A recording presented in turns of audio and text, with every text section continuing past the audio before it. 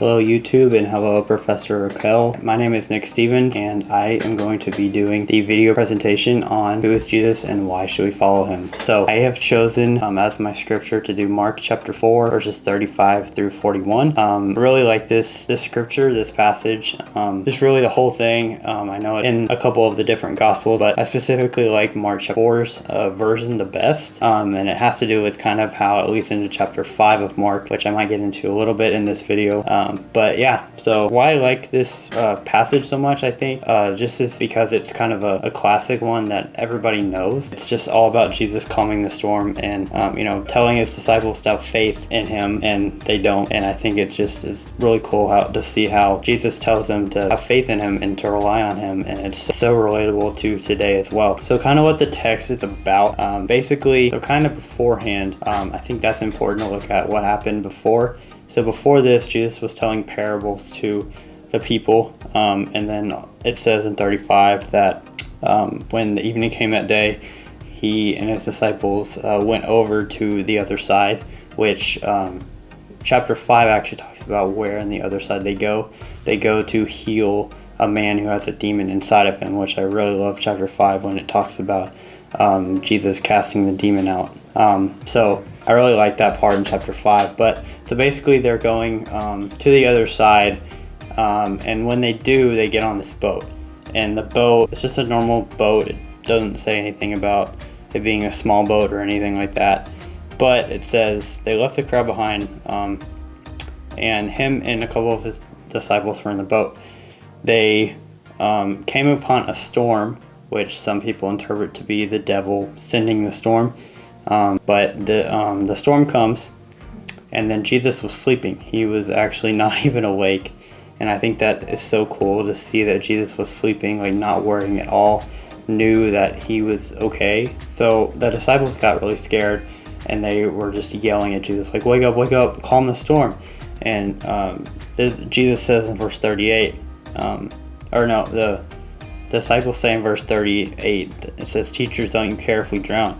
And Jesus just basically wakes up, just stands up and says, "Quiet, be still," to the storm. And immediately it was silenced.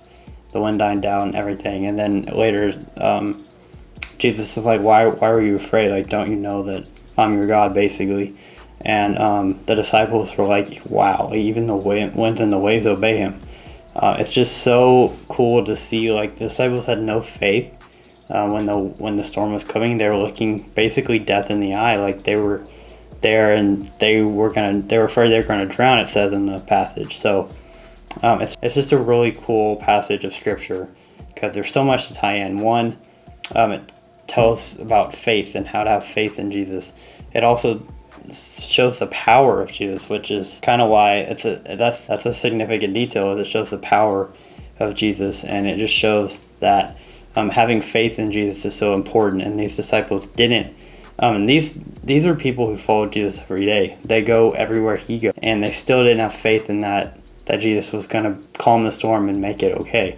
So I think those are some pretty significant details that happen in the parable. Like I was saying, the passage tells a lot about Jesus' power. I think I said this in my paper about Mark, that Mark really shows Jesus' power a lot, and this is another example of Jesus.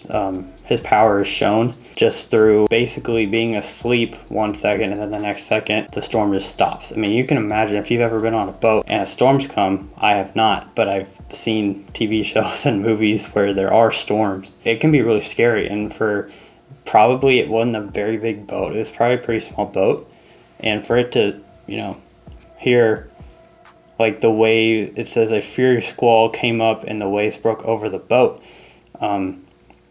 It's pretty insane to see that the waves were coming up over the boat. And I think the power shown there, I think also about Jesus, it also shows Jesus' loving kindness and just his overall like protection that he has. Like, he wants to protect people, and he will protect people, even if it doesn't look like it. I think that's a big thing. For me, personally, it's been hard to, just realize that Jesus is protecting you and looking out for you even when you don't see it. And the disciples did not see that at all. They just saw, oh no, there's a storm that's coming, Jesus is asleep, he's not going to be able to save us. I think that's huge. So basically it shows Jesus' power.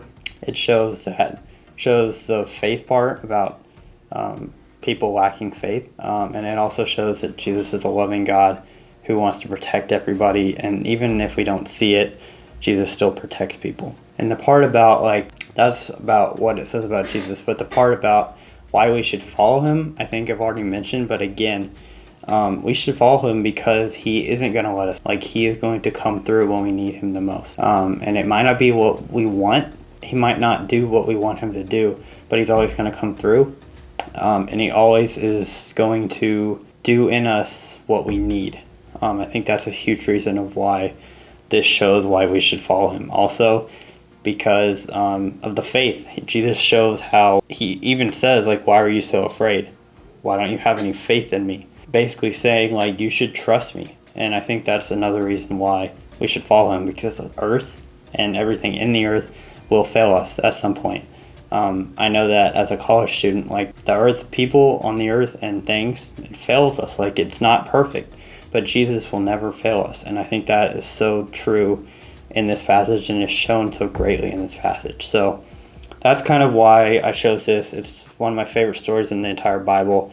And then in chapter 5, it's amazing the correlation between the storm in chapter 4 and then chapter 5 when Jesus heals this man. In chapter 4, they were actually going out to this man, and the storm came to try to stop Jesus from getting to this man who had a demon in him. And I believe through sermons I've watched and through my own beliefs that the storm was caused by Satan. I think it really was.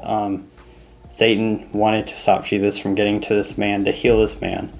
And I think that is so cool, the correlation between those two chapters. And so that's why I chose Mark chapter 4 instead of some of the other ones I know. I think in Matthew chapter 8, I could be wrong, but I think Matthew chapter 8 is when this same story comes up again. I could be wrong again. But yeah, I hope YouTube, if any of you are seeing this, hope you enjoy this video. Professor Raquel, I hope you enjoyed this video. Let me get it to full screen real fast. So this is the full screen. Sorry, I had it in that other picture. I wanted people to be able to see the text of what I was referring to. But this is my full face. So I hope you enjoyed this video, Professor Raquel, and for anybody else who's watching this on YouTube. Just about Mark chapter 4 and why it shows who Jesus is and why we should follow him. So thank you for watching this video, and I hope everybody enjoyed. Thanks.